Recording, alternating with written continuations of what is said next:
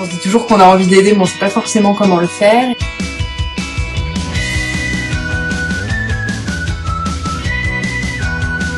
C'était mon premier don, je l'ai fait parce qu'une amie m'en a parlé. Je me suis dit, non, ça j'y crois, il faut le faire et hop. Un don, c'est peut-être un premier pas dans le domaine associatif.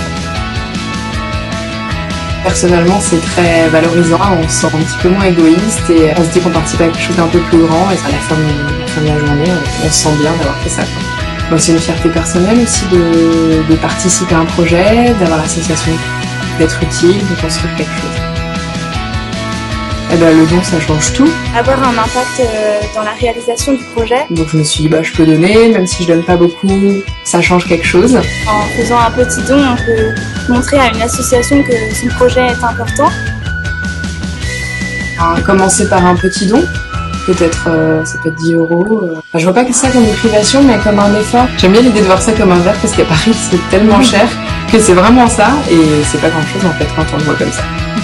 De se dire comment on fait pour donner. Alors maintenant c'est facile parce qu'on passe par internet, une plateforme sécurisée, c'est comme un achat, on rentre le numéro de carte bleue, on met envoyer, c'est bon.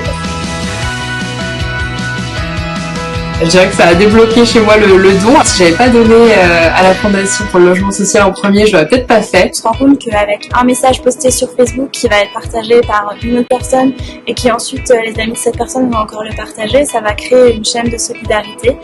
Mais là d'un coup je me suis dit, allez, je donne.